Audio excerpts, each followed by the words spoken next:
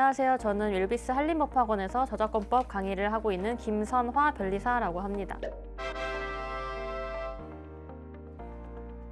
반갑습니다. 자, 오늘은 올해 61기에 합격하신 4분의 변리사님들을 모셨는데요. 이분들은 선택 과목에서 저작권법을 선택하고 무려 4분 다 동차로 합격하신 분들입니다. 또 운이 좋게도 다 제 수업에서 연이 닿아서 이렇게 한 자리에 4분을 모실 수 있게 되었는데요. 자, 오늘 이제 한 분씩 일단 자기소개부터 들어보도록 하겠습니다. 규혜님부터 자기소개 해주시면 감사하겠습니다. 안녕하세요. 저는 이번 60일의 변리사 시험에 부진정 동차로 합격한 오규혜라고 합니다. 저는 22년 7월에 변리사 준비를 시작해서 60회 시험에 이제 1차를 한번 떨어지고 올해 61회 1차랑 2차를 이제 동시에 합격했습니다. 수험 기간은 총 2년입니다. 네, 안녕하세요. 저는 이번 61회 변리사 시험에 부진정 동차로 합격하게 된 61기 유화정 변리사라고 합니다. 저는 수험 기간이 총 22년 3월부터 24년 7월까지 2년 5개월이고 저 역시도 규혜님과 같이 1차 60회 1차 한번 보고 떨어진 후에 61회 1차 그리고 62회 2차를 둘 다 합격해서 이번에 61기로 합격하게 되었습니다. 안녕하세요. 저는 이번 61기 생동차로 합격한 조은석 변리사라고 합니다. 23년 3월 수험에 진입해서 24년 60일에 1차, 2차를 합격하였습니다. 네, 안녕하세요. 이번 60일의 변리사 시험에 생동차로 합격한 이민호라고 합니다. 저는 SK하이닉스라는 회사를 2년 동안 재직하고 작년 1월 말에 퇴사하여 올해 2차 시험은 7월 말까지 1년 반 정도 공부하고 합격을 했습니다. 저는 이제 이번 달 초부터 반도체 변리사로서 업무를 하고 있습니다. 네, 이렇게 4분의 자기소개를 들어봤고요. 앞에 2분, 규혜님과 화정님은 부진정 동차, 그 다음에 뒤에 은성님과 민호님은 생동차로 이제 모두 합격을 하게 되었습니다. 저도 이제 1차를 2번을 봤는데 2번 볼 때 요즘에 1차가 너무 어려워서 2번씩, 3번씩 막 많이 보기도 하잖아요. 근데 저도 부진정 동차를 노려봤지만 그 동차 자체가 저희가 1차가 너무 힘들기 때문에 너무너무 힘든 합격률이거든요, 사실. 그래서 이 4분 다 너무 대단하다고 지금 또 다시 한번 축하를 드린다고 말씀을 드리고 일단 이제 또 한 분씩 저희 이제 부진정 동차를 노리시는 분들도 굉장히 많고 생동차를 노리시는 분들도 굉장히 많기 때문에 또 한 분씩 그 부분에 대해서 심층적인 인터뷰를 한번 해보도록 하겠습니다. 일단 그 부진정 동차신 규혜님부터 60회 1차를 처음에 보셨는데 그때 당시에 이제 과목별 점수와 평균 그다음에 이런 걸 말씀해 주시면 감사하겠습니다. 네, 저는 60회 1차 시험에서 산업재산권법 72.5, 민법 72.5, 자연과학 62.5점 해서 평균으로 69.2점을 받아서 컷과 이제 2문제 차이로 떨어지게 되었습니다. 일단 60회에는 저 역시도 커트라인과 큰 차이가 없는 점수로 불합격을 하였는데 민법 77.5점 그리고 산업재산권법 77.5점 그리고 자연과학이 50점이라는 낮은 점수로 해서 총점 68.3점으로 이제 커트라인과 3문제 차이가 났는데요. 이때 제가 헛된 꿈을 꿔서 행정심판을 사실상 그때 당시 커트라인과 차이가 꽤 났음에도 불구하고 제 기억에는 2문제 차이가 났었다고 생각을 했는데 이제 까보니까 실제로 그 합격 발표 날 보니까 3문제 차이가 났었던 것 같아요.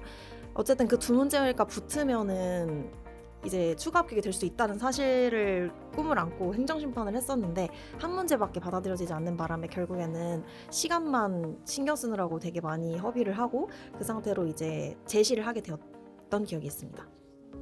그래도 이제 사실 1차 아무리 이제 커트라인과 차이가 나도 뭐 1차생의 입장에서는 그 한두 문제 차이가 굉장히 이제 불안한 요소이기 때문에 뭐 행정심판 가신 거는 뭐 결과론적으로는 뭐 그렇게 똑같이 이제 합격을 하셨겠지만 뭐 그때 당시에는 최선의 방법이 아니었나 생각이 듭니다.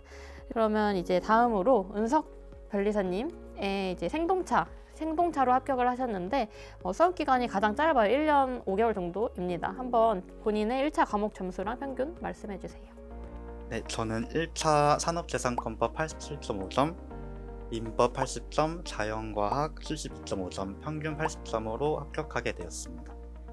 여기서 제가 언급하고 싶은 포인트가 한 가지 있는데, 제가 민법 윌비스 김동진 강사님 티패스를 끊었어요. 그래서 3월 진입한 이후 민법을 듣기 시작했는데, 좀 김동진 강사님은 되게 잘 가르치시는데 제가 민법에 대한 두려움이 좀 있었어서 12월까지 기본 강의를 못 끝낸 상태였거든요. 그래서 10월에 김동진 강사님께 상담 메일도 보냈어요. 저 어떻게 하냐고. 그래서 김동진 강사님과 이렇게 상담 끝에 1월 내에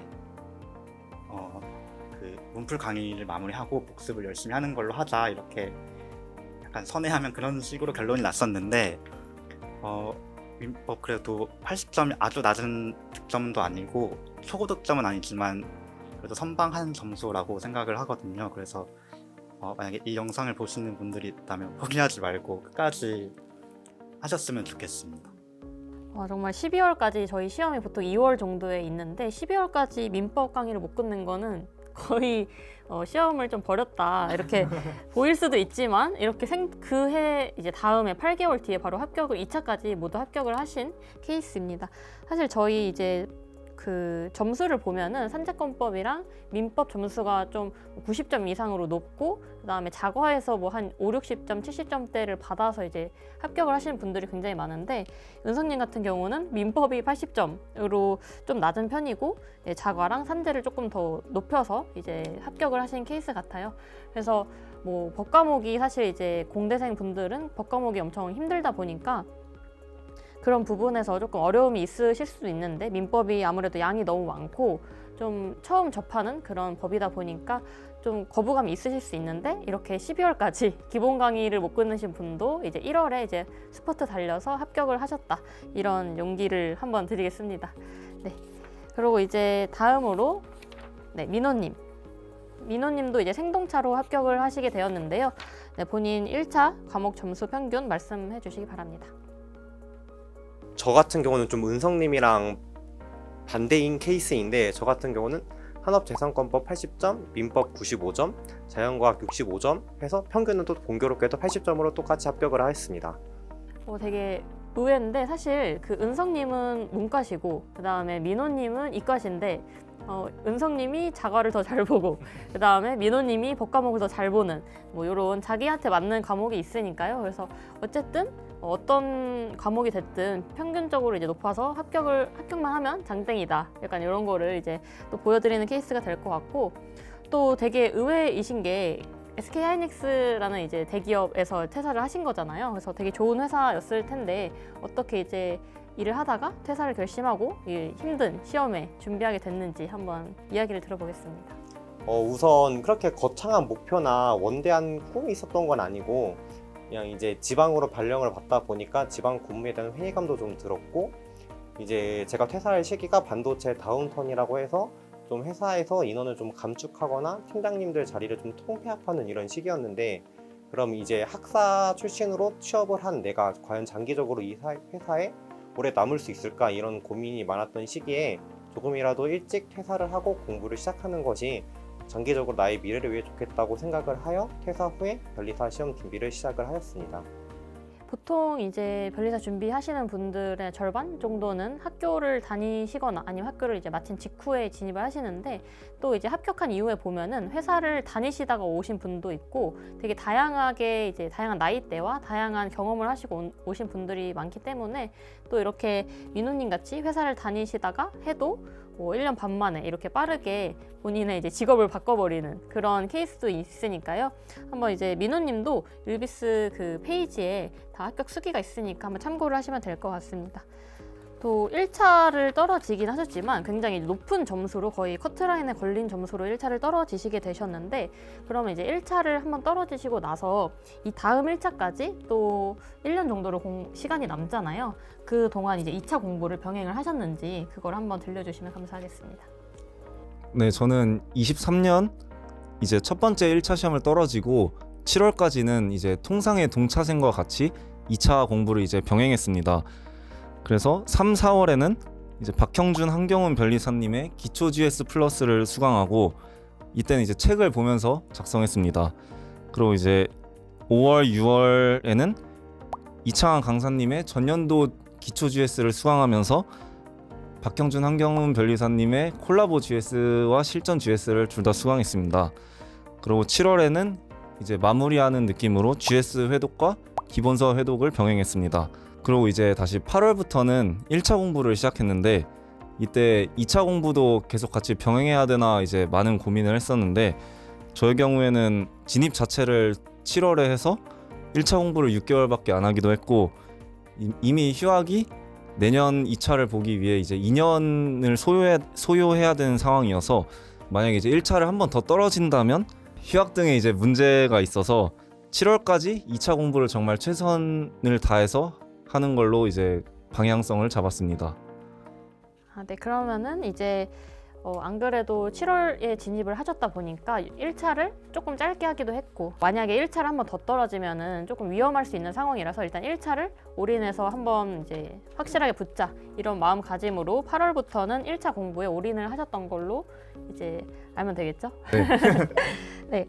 또 들어보니까 거의 이제 3, 4, 5, 6월 이렇게는 이제 윌비스에서 박형준 변리사님, 한경훈 변리사님 콜라보랑 이제 실전 이런 거를 들으셨고 이창환 강사님의 기초랑 실전까지 다 들으신. 네.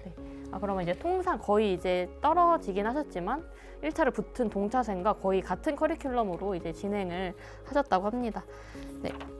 혹시 이런 기간에 뭐 2차를 하게 되면 1차가 뒤에 이제 남아 있잖아요. 근데 1차도 저희가 양이 너무 많다 보니까 좀 그 부분이 불안하거나 1차를 다시 떨어질까 봐 불안하거나 뭐 그러시진 않으셨는지.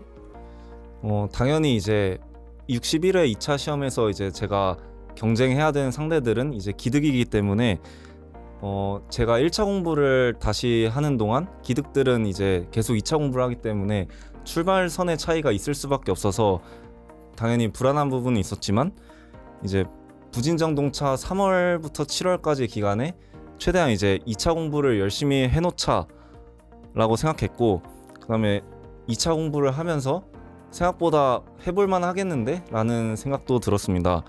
그래서 앞서 말씀드렸던 것처럼 휴학 같은 문제 때문에 2차 걱정보다는 오히려 이제 1차를 또 한 번 떨어지면 정말 어떡하지? 라는 생각을 많이 했었는데 그래서 차라리 1차를 이제 압도적으로 붙자라고 생각해서 1차를 압도적으로 붙기 위한 계획을 이제 세우고 최대한 수행해 나가서 하다 보니까 이제 1월쯤부터는 1차는 붙겠는데? 라는 생각이 점점 들었고 한 시험 2주를 남기고서는 이거 무조건 붙겠다 라는 생각이 들 정도로 열심히 1차에 올인했던 것 같습니다.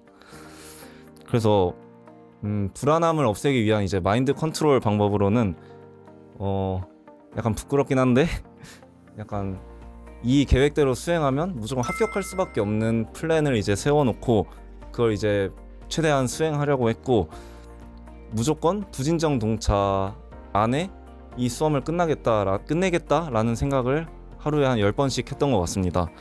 그래서 60일에 두 번째 1차는 85점을 받아서 합격 컷보다 훨씬 높은 점수로 안정적으로 합격하게 된 것 같습니다.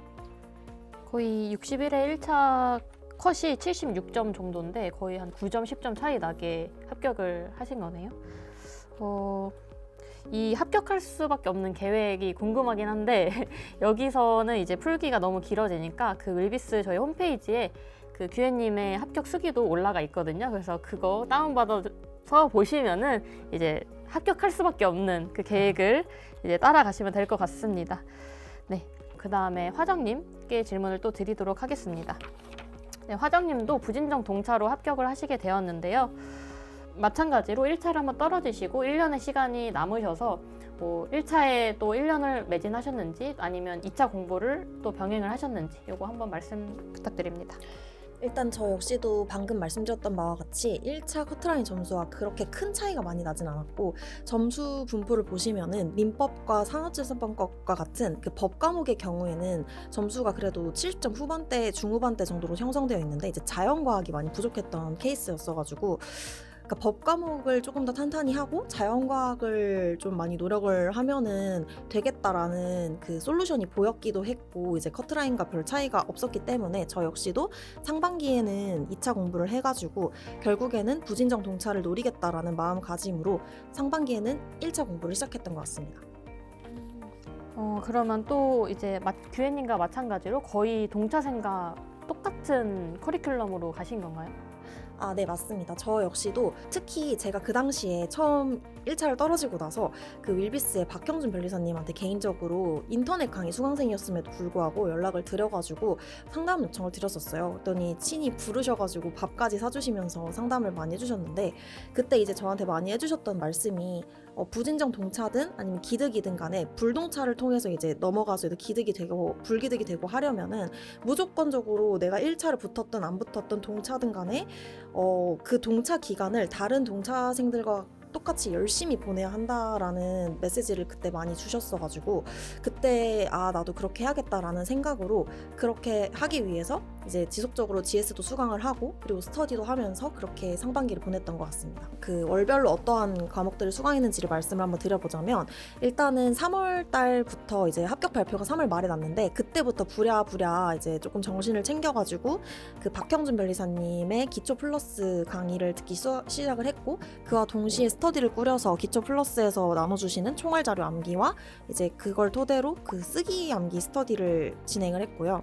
그렇게 해서 특허법 같은 경우에는 실전 GS와 콜라보 강의까지 쭉 이제 통상이 동사생들처럼 강의를 수강을 했고 아무래도 부진정 동차다 보니까 올해 내가 2차 공부를 하더라도 올해 시험을 볼 수가 없다라는 생각이 지속적으로 들기 마련이라서 동기부여가 많이 없어지는 경우가 많았어요. 그래서 아무래도 상표법 같은 경우에는 제가 모든 범위 커리큘럼을 다 성실하게 수강하지는 못했던 것 같고 그냥 그 온라인으로 사례 강의를 조금 끄적끄적 하다가 마지막에 콜라보 강의만 겨우 하고 끝났었던 것 같습니다. 그리고 민사소송법 같은 경우에는 제가 조금 특이점이 있는데요. 제가 초시 기간 동안에 그러니까 1차 공부를 할 때 제가 5월 달에 민사소송법 기본 강의와 사례 강의를 한 바퀴 후루룩 돌렸었어요. 이창한 강사님 강의를 들었었는데 그때 들었던 강의가 머릿속에 남은 건 아무것도 없었지만 그래도 이제 작년에 다시 이제 그 강의를 들을 때 조금이라도 더 익숙한 느낌을 주면서 이제 듣기 수월하게 해주는 그런 거는 있었던 것 같아가지고 이제 똑같이 이창한 강사님의 기본 강의와 사례 강의를 수강을 하고 기초 GS와 실전 GS까지 해서 일반적인 동차생의 커리큘럼으로 마무리를 했던 것 같습니다. 그리고 이 시기에 제가 좀 슬럼프가 와가지고 특히 6월달까지는 어떻게 학원을 가야 되니까 학원을 다니면서 어떻게 버텨냈는데 이제 7월달부터는 보통 이제 집에서 회독을 돌리시는 시기거든요. 근데 이때 도저히 회독을 하고 싶은 마음이 안 생기는 거예요. 그래서 이때 좀 슬럼프가 와서 집에서 한 20-30분 정도 걸리는 거리에 이제 학교가 있었어가지고 학교 도서관으로 통학을 하면서 이제 오프라인으로 생활 스터디를 병행했던 기억이 납니다. 거의 이제 부진정 동차하신 화정님도 규혜님과 마찬가지로 동차생의 커리큘럼 똑같이 이제 사실 그 1차를 한번 떨어지면은 그 되게 타격도 있고 그다음에 1년을 다시 공부해야 된다는 그런 압박감 때문에 그 시간을 상반기 3, 4, 5, 6을 조금 흘리듯이 보내시는 분들도 덜어 있는데 이렇게 부진정 동차로 합격을 하실 수 있으니까 그 시간을 꼭 이렇게 흘려 보내지 마시고 이렇게 동차생 분들 똑같이 힘들지만 동차생 커리큘럼이 굉장히 힘든 커리큘럼인데 똑같이 하시면 이제 그 동차생 분들이 합격하지 않았을 때 그러니까 그 해에 기득생들이 합격할 때 똑같이 합격을 하실 수 있습니다. 네. 그리고 이제 부진정 동차로 올해 공부를 다시 2차를 하셨는데 그 2차 기간은 어떤 식으로 하셨는지 또 간략하게 설명 부탁드립니다. 일단은 저 같은 경우에는 물론 부진정 동차로 합격을 하겠다고 제 1차를 떨어짐과 동시에 그렇게 생각을 목표를 잡긴 했지만 제가 그렇게 수험기간 내내 엄청 뛰어난 학생은 아니었기 때문에 항상 불안했고 GS 등수도 그렇게 많이 잘 나오는 편은 아니었어요. 하지만 제가 어쨌든 지금 말씀드리고 싶은 거는 끝까지 포기하지 않고 그래도 혹시 모르니까 열심히 끝까지 해보자라는 마음으로 이런 커리큘럼을 한번 해보았는데 일단은 규혜님 말씀대로 저도 1차 시험을 좀 압도적으로 확실하게 합격을 해야 그래야 그 1차 시험이 끝나자마자 합격 발표가 나오기까지 한 달이라는 시간이 있는데 그 시간 동안에 흔들리지 않고 빠르게 2차 공부를 시작할 수 있다고 생각을 해가지고 1차 공부가 끝나자마자 이제 가채점을 해보고 나서 합격을 할 것 같다라는 생각 하에 이틀을 딱 쉬고 그때부터 시작해서 150일 동안 하루 정도 쉬고 계속 달렸던 것 같습니다. 일단 민사소송법 같은 경우에는 이제 제가 초시 때랑 제시 기간 동안에 기본 강의와 사례 강의를 이미 돌려놨기 때문에 머릿속에 남아있는 내용이나 암기되어 있는 내용은 없어도 그래도 책만 보고도 내가 혼자서 충분히 이해를 할 수 있을 것이라는 생각이 들어서 최대한 시간을 빠르게 회독을 먼저 들어가서 실전 강의를 빠르게 투입할 수 있는 상태로 만들기 위해서 3월 달부터 바로 기본서 회독을 시작했습니다. 그리고 회독 한번 하고 나서부터는 4월 달에 바로 기본서 암기를 들어갔고 암기와 동시에 실전 GS를 들었어요. 그래서 실전 GS 같은 경우에는 제가 알기로 매 달마다 4월과 6월 그리고 3월과 5월 이렇게 그 강사님들마다 이렇게 실전 GS가 열리는 걸로 아는데 3월 달 빼고는 그 4, 5, 6월 달 내내 민사소송법의 실전 GS를 들었던 것으로 기억합니다. 그리고 나서 계속해서 이제 GS 복습을 하고 그런 식으로 6월 달까지 쭉 실전 GS를 들었고요. 그 다음에 사례집도 한 1.5회독 정도 한 것 같아요. 목차 잡는 용도로 해서 아무래도 GS에서 볼 수 있는 판례라든지 개념 같은 게 전 범위를 다 다루긴 쉽지가 않다 보니까 조금 더 목차 잡는 연습을 하기 위해서 사례집도 많이 돌리려고 했던 것 같습니다. 특허법 같은 경우에는 전 여전히 박형준 강사님의 커리큘럼을 따랐는데요. 이번에는 도약 GS를 가지고서 이제 3월 달에 실전 GS 들어가기 전에 한번 빠르게 목차를 잡아보면서 까먹었던 특허법 개념들을 익숙해지는 시간을 가졌고 그 다음부터 3월 달에 실전 GS A를 듣고 그리고 4월 달에는 원래 기출 GS가 열리는데 기출 GS의 경우에는 총 8회 분량밖에 풀지 못하고 그리고 제가 작년에도 실전 GS를 아예 안 써본 것이 아니라서 실전 감각은 상표나 민사소송법 같은 것을 계속해서 이제 들으면서 연습을 충분히 할 수 있다고 생각을 했고 답안지 분량이 엄청 안 나오는 편도 아니었기 때문에 특허법을 강의를 따로 수강하지 않고 더 많은 문제 유형을 접해보기 위해서 사례집 스터디를 하였습니다. 그래서 사례집을 변리사 기출만 시간이 없기 때문에 변리사 기출 문제집만 뽑아가지고 총 16개년도를 주말마다 목차 잡기 스터디를 해서 한 달 만에 끝냈고요. 그 다음에 5월과 6월 달에는 역시 박형준 강사님의 실전 GS B형을 수강하였고 복습까지 하였습니다. 총알 암기도 여전히 계속해서 횟수를 제한을 두지 않고서 계속해서 가져갔었고 마지막으로 상표법 같은 경우에는 그 3월 달에 실전 강의와 5월 달에 또 실전 강의 이렇게 들어가지고 그것을 복습하고 또 한경훈 변리사님의 피날레라는 책이 굉장히 단권하기도 좋고 또 암기하면서 회독하기도 너무 좋아서 그걸로 이제 마지막 회독을 마무리했던 것 같습니다. 딱 듣기만 해도 엄청 불동차를 보내시고 그러니까 그 동차 시기를 엄청 불태우고 그 기득 때 자신만의 이제 커리큘럼 뭔가 어느 정도 공부 방법을 터득을 해서 엄청 바로 실전에 뛰어든 그런 느낌이 드는 것 같아요. 왜냐하면 사실 이제 1차를 하시고 동차를 들어갔을 때 뭐 어떤 강사님이 나한테 맞는지나 어떤 답안지를 어떻게 써야 되는지 이런 게 감이 하나도 안 잡힌 상태로 거의 한두 달을 보내게 되는데 이렇게 부진정 동차 기간에 한번 이제 경험을 하고 나서 그다음에 남들은 기득일 때 동차지만 그래도 이제 커리큘럼을 다 알고 있으니까 굉장히 빠르게 자신만의 방법을 찾은 것 같습니다. 네. 그 다음으로는 제가 이제 저작권법 강사다 보니까 이렇게 저작권법을 선택하시고 합격을 하신 분들을 모셔봤는데 이제 저작권법을 선택한 계기나 이런 것들을 한번 집중적으로 다뤄보도록 하겠습니다. 규혜 변리사님부터 네, 2차 선택 과목으로 저작권법을 선택하셨는데 그 계기가 혹시 있으실까요?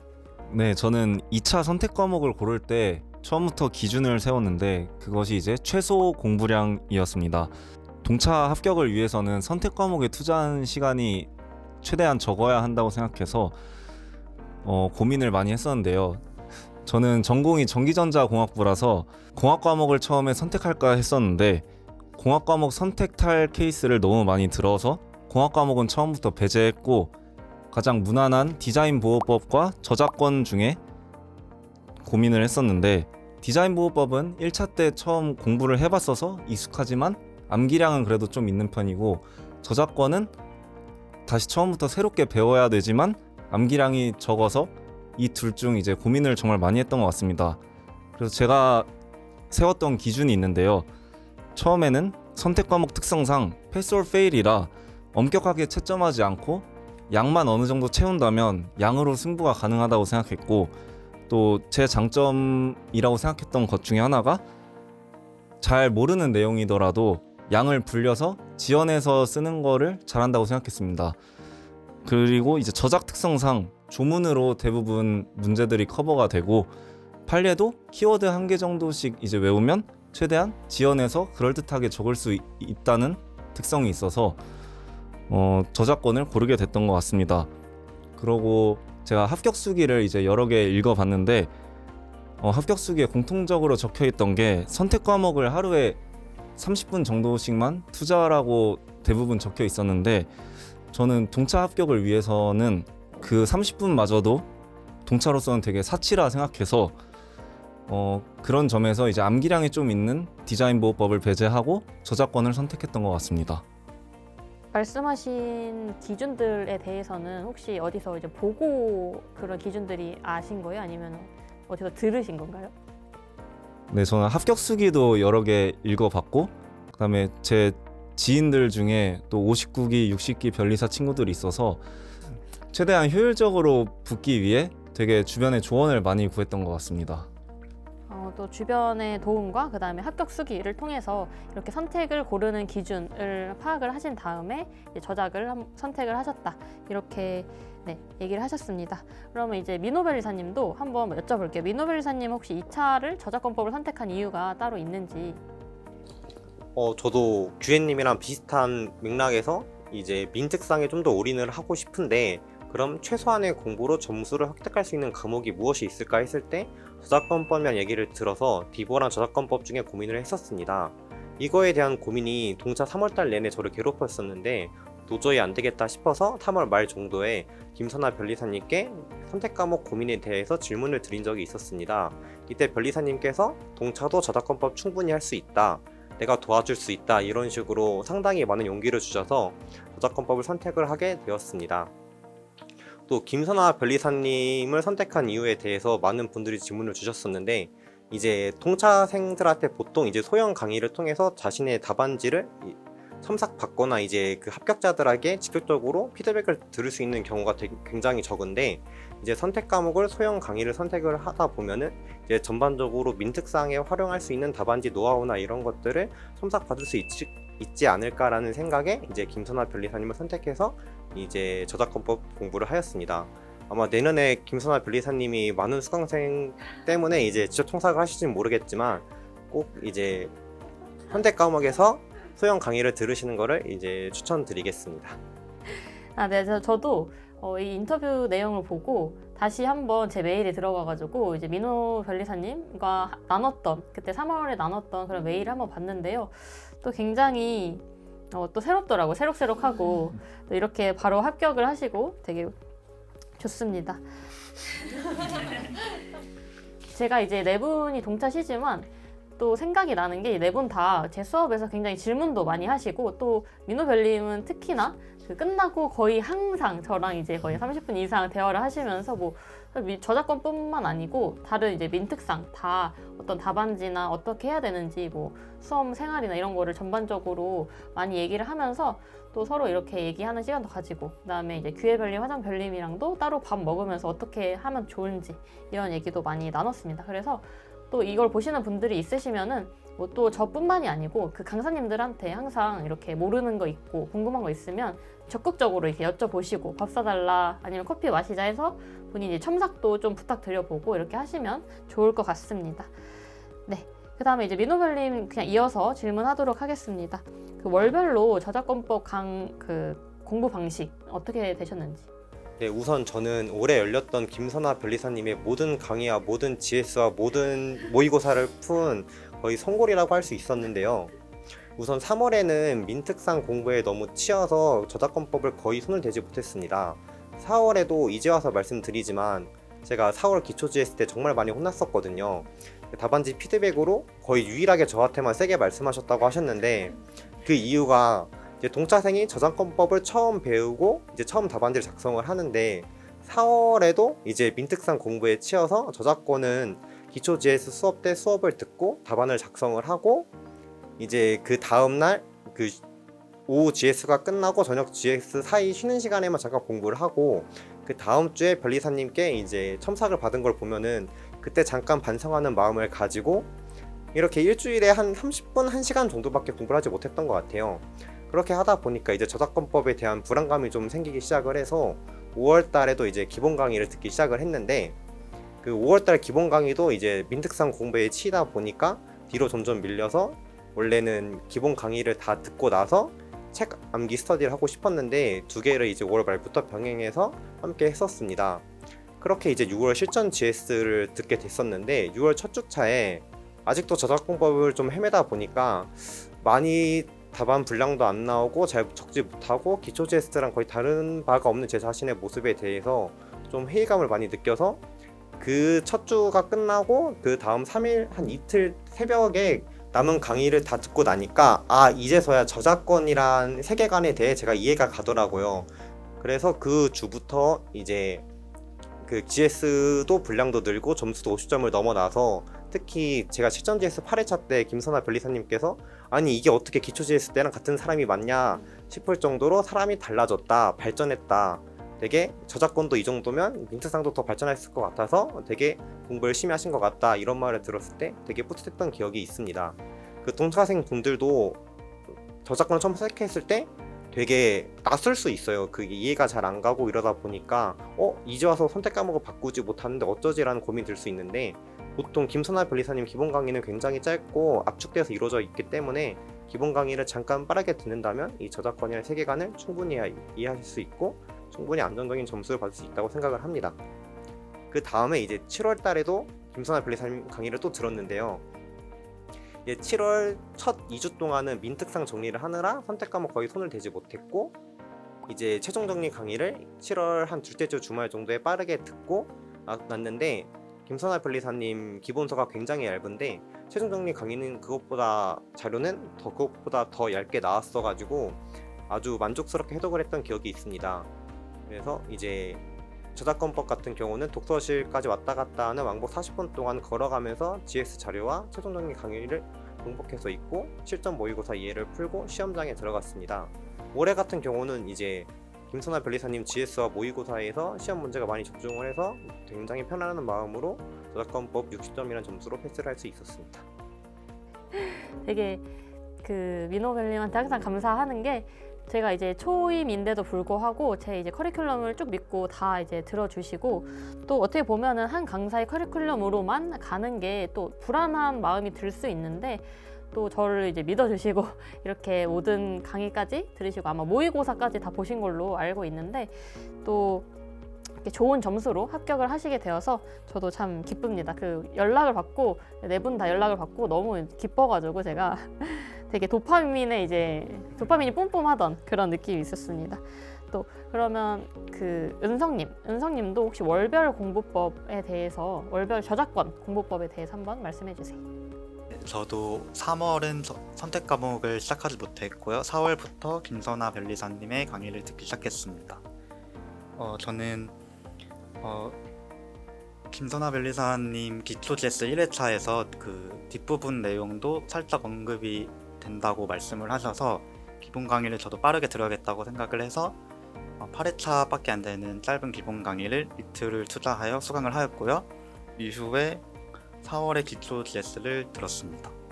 5월에는 3법 공부를 하느라 저작권법 볼 시간이 안 나서 복습을 따로 하지 못했고 6월에 실전 GS를 들으면서 수업 전 쉬는 시간 잠깐 동안 복습을 하는 시간을 갖고 실전 GS를 푸는 시간을 가졌습니다.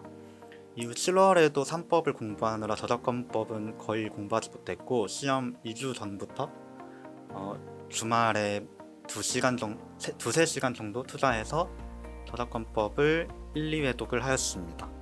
이후 시험 민사소송법이 끝나고 2일차 2교시에 저작권법을 보게 되는데 그 쉬는 시간에 빠르게 1회독을 할 수 있었습니다.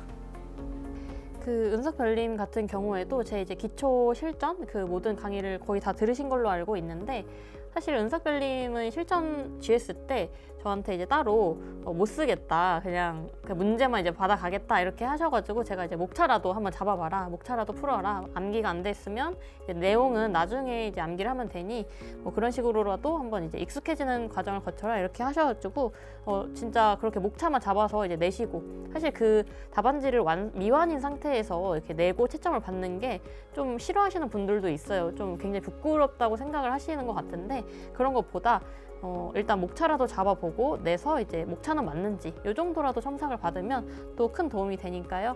너무 이제 답안지를 완벽하게 써서 내려고 하시기보다는 이렇게 목차라도 잡는 방식을 추천드립니다.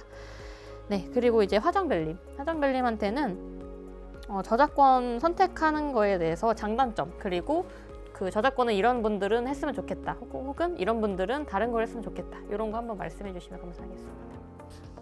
저작권의 경우에 일단 저는 이제 아까 전에 민호별님께서는 이제 동차생이 새로운 과목을 접해서 하는 거에 대해서 두려움이 있어서 걱정을 하셨다고 말씀을 하셨는데, 저는 오히려 동차생 분들한테 저작권법을 더 추천드리고 싶은데요. 그 이유가 일단은 아까 전에 규혜님께서도 말씀하셨던 것처럼 저작권법 같은 경우에는 암기량이 정말 현저히 적습니다. 그래가지고 내용을 세계관을 한번 이해를 하고 나면 법전에 있는 내용을 찾아가지고 작성을 하면은 정말 충분할 정도로, 제가 기억을 더듬어 보건데 제가 저작권법 관련해서 두 문자 암기를 한 게 5개 정도밖에 안 되는 것 같아요. 그럼에도 불구하고 올해 저작권을 커트라인에서 완전 아슬아슬하게 합격한 것도 아니고 56.3점으로 조금 꽤나 안정적으로 합격을 했거든요. 그래서 그 저작권법 같은 경우에는 또 이제 주의를 하셔야 할 점이, 저 같은 경우에는 처음 저작권법을 선택을 했을 때 주변 선배님들께 이제 여쭤보고 했을 때 너무 쉽다, 너무 쉽고 너무 암기할 게 적으니까 정말 시간 투자를 정말 조금만 해도 되니까 그냥 선택해라 해라 이런 식으로 말씀해 주셔서 별로 큰 걱정을 하지 않고 들어왔었는데, 오히려 아무래도 모든 법 과목이 그러하듯이 처음으로 배웠을 때는 그 법마다의 세계관이라는 게 형성되기 전에는 되게 어렵잖아요. 그래서 생각보다 너무 어렵다라는 느낌이 있었기 때문에 오히려 이제 지금 수험 2차 선택 과목을 걱정하고 계시는 이제 후배 수험생분들께서 저작권법을 어떻게 할지 고민이 되신다면, 저작권법이라는 과목 자체가 엄청나게 쉽고 만만하게 볼 건 아니지만 암기량이 굉장히 적다는 점을 적극 활용하시기 위해서는 이제 그 처음에 세계관을 잡아가는 과정에서 회독을 통해서 그 익숙해지는 과정만 넘어서면 굉장히 편안하게 이제 동차든 수험 생활을 하실 수 있을 거라고 생각이 들고요. 그래서 이제 가장 직접적으로 좋았던 점은 이제 저희 2차 시험이 첫날에 이제 특허법이랑 상표법을 보고 둘째 날에 민사소송법이랑 마지막으로 저작권법을 보는데, 그러면은 1차 첫날 시험을 끝나고 나서 이제 그 다음 과목을 준비를 해야 되잖아요. 그럼 보통 민사소송법을 1회독을 하려고 노력을 하고, 그리고 나서 이제 디자인보호법을 선택하신 분들은 디자인보호법도 암기 체크를 하셔야 돼요. 하지만 저작권법 같은 경우에는 암기할 것이 딱히 없기 때문에 그 전날에 온전히 민사소송법에 투자를 하고 그 다음날 시험 때 민사소송법을 응시한 후에 점심시간에 2시간 정도만 저작권법을 훑어보시면 충분히 아까 은성님이 말씀하신 것처럼 1회독을 하실 수 있기 때문에, 그런 측면에서 저작권법을 선택하시는 것을 강추드립니다. 사실 저도 처음에 이제 합격을 할 때 동차 때 디자인 보호법을 했다가 그 기득 때 저작으로 바꾼 케이스인데, 둘 다 패스를 하긴 했지만 또 그 들어가는 폼이 완전히 달랐거든요. 동차 때는 디보를 이미 알고 있는 상태임에도 불구하고 그 암기 시간을 계속해서 7월 마지막까지 암기를 해야 되기 때문에 굉장히 시간을 많이 썼는데, 이제 저작으로 옮기고 나서는 처음에 이해하는 데 시간을 좀 쓰더라도 뒷부분으로 갈수록 중요한 암기량이 굉장히 대폭 줄면서 이제 민소에 조금 더 투자를 할 수 있게 되는 그런 장점이 있다고 생각을 합니다. 그 다음에는 이제 규혜님한테 질문을 드리고 싶은데요. 규혜님은 그 2차를 저작을 선택하는 게 동차합, 뭐 기득이나 3시 이상 합이 아니라 동차합에 조금 영향이 있다고 생각을 하시는지 한번 여쭤보고 싶습니다. 저는 무조건 상관관계에 있다고 생각합니다. 선택 과목의 본질은 제가 아까 얘기했듯이 최소한의 노력으로 패스하는 것이라고 생각해서, 만약 본인이 공학 과목 중에 정말 자신 있는 과목이 있는 경우에는 공학 과목을 선택하는 것이 맞는 것 같고, 대부분의 분들처럼 그렇게 자신 있는 공학 과목이 없는 경우에는 디자인보호법이나 저작권 중에서 선택하실 텐데, 극한의 효율이 가능한 것은 저작권이라고 생각합니다. 특히 동차라면 3법으로 떨어질 확률이 선택할 확률보다 압도적으로 높기 때문에 저 같은 경우에는 이제 시간을 가장 아낄 수 있는 과목을 선택해서 아무리 이제 선택 과목이 불안하더라도 민특상에 올인하는 전략을 취했던 것 같습니다. 그래서 저작권에서는 극한의 효율을 추구하기 위해 기본 강의를 이제 김선아 변리사님의 기초 GS로 대체하고 실전 GS를 이제 과감하게 수강하지 않는 방법을 택했습니다. 대신 실전 GS는 이제 실전 GS는 문제만 구해서 이제 목차 잡기로 대체했습니다. 그렇게 해서 이제 민특상 시간을 늘릴 수 있었는데 이런 방법이 가능했던 이유는 저작권법의 암기량이 현저히 적고 어떻게든 제가 조문을 통해서 양을 채울 수 있다는 자신감이 있었던 것 같습니다. 좋은 말씀 감사합니다. 또 이제 똑같은 질문을 이제 민호 변리사님한테도 드리고 싶은데 동차하고 이제 생동차로 합격을 하셨잖아요. 그럼 생동차와 이제 선택 과목에 어떤 상관관계가 있다고 생각을 하시는지 여쭤보고 싶습니다. 우선 그 올해 같은 경우는 디자인 보호법이 패스율이 좀 많이 높았었는데 이게 선택 과목 중 저작권법이 가지는 진짜 가장 큰 장점은 그 패스를 하기 위해서 투자해야 되는 공부량이 일단 확실히 적다는 것입니다. 이 패스율이라는 것 자체는 추후에 사후적으로 이제 판단되는 것이고, 근데 이게 제가 알기로는 디자인법을 선택하시는 분들은 상대적으로 이 패스에 대한 압박감이 좀 분량이 좀 많다 보니까 아무래도 공부에 대한 시간 할애가 더 많이 쏟아질 수밖에 없는데, 저작권법 같은 경우에는 확실히 디보보다 그거에 대한 시간 투자가 적어도 되기 때문에 동차생들에게도 충분히 패스하기에 충분한 과목이라고 생각을 하고, 저 역시 규현님과 마찬가지로 차라리 선택타를 하자라는 생각으로 윙특상에 올인을 하는 전략을 펼쳤기 때문에 저작권법을 선택한 것이 동차업에 많은 영향을 미쳤다고 생각을 하고, 또한 그 민소 전날에 디보 선택하는 분들 같은 경우는 보통 디보를 보는 것 같은데, 저는 전날에도 저작권을 보지 않고 딱 다른 분들처럼 이제 시험 당일날 2시간만 딱 봤거든요. 그럼에도 또 이제 조문집의 대부분의 내용이 있기 때문에 그 법정 같은 경우를 활용하면서 충분히 이제 회독 시간을 가져갈 수가 있기 때문에 그 저작권법이 동차 합격에 많은 영향을 미쳤다고 생각을 하고, 또 이게 선택 과목 시험 때 많이 지쳐 있다 보니까 이게 힘들어요. 이게 마지막 그 시험 딱 민소 끝나면은 긴장이 풀리면서 약간 이제 그 반동이 온다고 해야 되나, 그동안 열심히 했던, 이렇기 때문에 괜히 심적으로 힘들었는데, 그때 딱 저작권법 시험지를 봤는데 그 적중된 문제를 봤을 때 그 심적인 편안함은 진짜 이거 선택탈은 안 하겠다라는 생각이 딱 들면서 답안이 참 편해지더라고요. 그래서 저는 선택 과목을 저작권법을 선택한 게 동차 합격에 굉장히 큰 영향을 줬다고 생각을 합니다. 제가 어떤 얘기를 들은 게 있는데, 이제 민호 변리사님이 시험 보는 날 같은 교실에 있던 분께 민호 변리님이 4교시 그러니까 모든 교실이 끝나고 굉장히 활짝 웃으면서 교실을 나왔다, 이런 얘기를 들은 적이 있어가지고 민호 변리님께 여쭤보니까 이제 마지막 시험이 끝나고 되게 뭐 선택탈은 안 하겠다, 이런 이제 마음이 들어서 이렇게 활짝 웃으셨다고 들었습니다. 또 네 분 다 되게 대단하신 게, 일단 동차라는 것 자체는 어쨌든 그 위험 부담이 있는 이제 커리큘럼을 선택할 수밖에 없거든요. 그럼에도 불구하고 이제 3법에 집중을 하자, 선택타를 하더라도 3법을 올리고 이제 패스페일은 조금 더 뒤로 미루는 이런 전략을 취하신 것 같습니다. 대부분 이제 그 규혜님이 말씀해주신 대로 사실 이제 동차생의 경우는 3법타를 할 확률이 훨씬 더 높기 때문에 좀 패스페일로 떨어지는 게 두려울 수도 있긴 하지만, 사실 이제 저작을 선택하면 조금 더 그 확률을 낮출 수 있지 않나, 이런 생각을 합니다. 또 요즘에는 법과목을 선택하는 분들이 굉장히 많아졌는데, 또 디보나 저작 모두 다 좋은 과목이지만 디보 같은 경우는 익숙하지만 암기량이 많은 장단점이 있고, 또 저작 같은 경우는 아까 말씀해 주셨지만 처음에 그 세계관이 아예 다르기 때문에 조금 익숙해지는데 시간이 걸리는 타입입니다.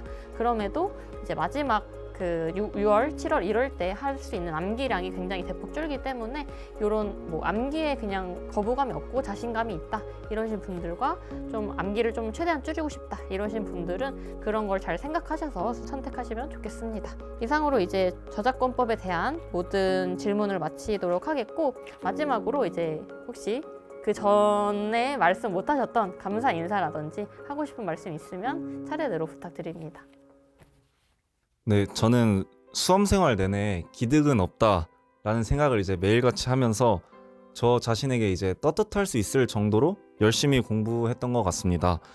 그래서 이걸 보시는 이제 수험생 여러분들도 너무 미래에 대한 걱정을 많이 하기보다는 당장 눈앞에 있는 해야 할 일들을 계속 처리하다 보면 시험날이 다가와 있을 것이고 충분히 합격할 수 있을 것입니다. 끝으로 저작권에 대해 이제 빠르고 쉽게 이해시켜 주신 김선아 변리사님께도 감사 인사를 전합니다. 파이팅!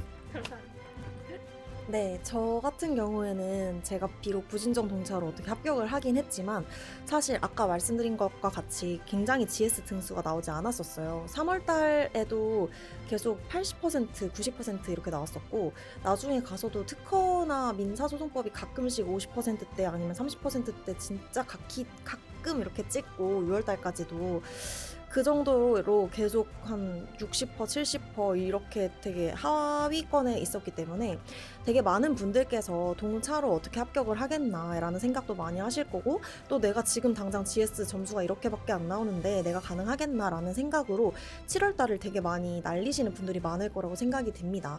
근데 그 시간 동안에 정말 포기하지 않고 저처럼 끝까지 회독을 하시면서 그래도 혹시 모르니까 내가 동차를 노려보겠다라는 마음으로 끝까지 달려보시면 어느새 저처럼 이렇게 합격을 하실 수도 있다고 생각을 하니까 절대 포기하지 마시길 당부드리고요.